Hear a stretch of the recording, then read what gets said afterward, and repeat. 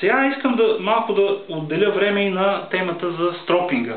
В съветите за начинаещите, вече не помня в коя точка, беше написано, че бях написал, аз лично съм го написал, не беше написано, че няма нужда да правите стропинг. Защо съм го написал това нещо?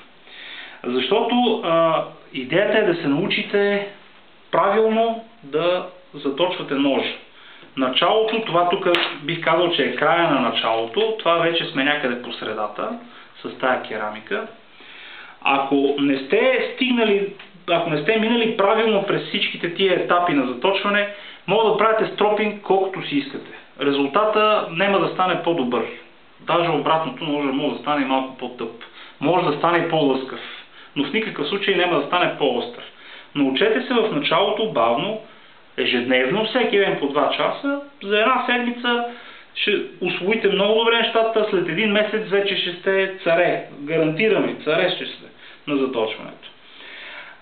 Така че това има едни много хубави видеоклипчета на колегата Брадли, който наскоро ги направи. Аз може би ще го помоля да ги публикуваме в тази тема с негово разрешение. Това е, което имах да ви кажа за сега. Минете хубаво от тая страна, минете на шкурка 800, ако след шкурка 800 ножа ви не бръсне, макар и трудно, косми на мишницата, значи нещо не сте направили като хората. Какво правите тогава? Тогава се връщате една стъпка назад, за да коригирате нещата.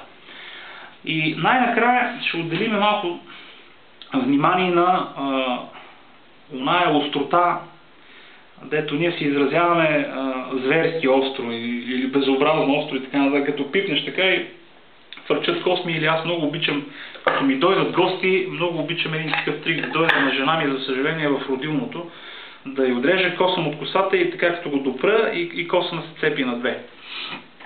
С този нож не става, но с този вече става, с този нож също става. Има някои ножове, които не могат да ги носят толкова, защото там вече говорим за индивидуализъм, това е което исках да ви кажа. За всяка стомана си има подходящ комплект, заточващи пособия, комплект. Именно затова при начинаещите не препоръчвам да... Най-лесно е така да си купите едно DMT, Aligner Deluxe, това е с 4 камъка и с тук винче в средата, мисля, че имаше едно конично точилце за заточване на серепирани остриета. Аз много мразя серепирани остриета, но това си е лично мой избор. Тоест 4 камъка. Това точилце, уважаеми начинаещи, DMT верно е DMT, ама това нещо е за заточване на ножове не по-дълги от това и не по-дебели от 3 мм и половина, 4 мм. Такъв нож не може да заточите с това. Тук ъгъла ви ще бъде един, тук ъгъла ви ще бъде съвсем друг, тук ъгъла ви ще бъде съвсем различен. И ще получите едно такова острие като дъга, може да ще стане грозен. Иначе да, хубаво е, но това струва 100 лева. Заслужава ли си 100 лева да дадете? Решете си сами всъщност. Аз няма защо да ви давам акъл. Предполагам, че всички сте вече зрели хора и можете сами да си преценявате, нали? Но не бих препоръчал такива хубави скъпи комплектчета за заточване, освен ако имате колекция от ножове, която струва няколко пъти по-скъпо от всичките ви камъни на куп. Но това е истината. За да постигнете зверската острота, искат се диамантени пасти, искат се каиши, стропинг, поне 2 пасти, само с паста гой не, трябва и още една паста, трябва да имате. Искат се съответния набор от заточващи камъни, които са скъпи.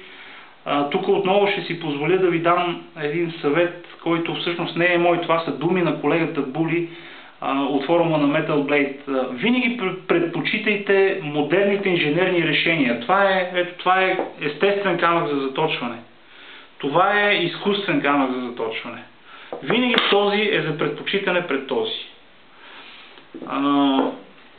В началото може би да се ориентирате към, затова ви казах, това струва 19 лева към днешна дата, това струва стотинки, това струва 40 лева, това е малко скъпичко. Но ето ви, за 50 лева може да си направите комплект, с който може да заточвате почти всякакви ножове. Почти всички ножове. Това е, което исках да ви кажа. Надявам се да не съм бил чак толкова скучен. Може би това ще е последната ми видеолекция. задавайте въпроси, ще ви отговарям. Аз ще се опитвам да се включвам с мнения в форумите. Пожелавам ви успех в заточването. Надявам се да съм бил полезен и отправям апел и към другите колеги с доста повече опит от мен. Те също да се включат с нагледни видеоуроци, тъй като е доста по-приятно да се учите гледайки, отколкото четейки. Благодаря ви за вниманието.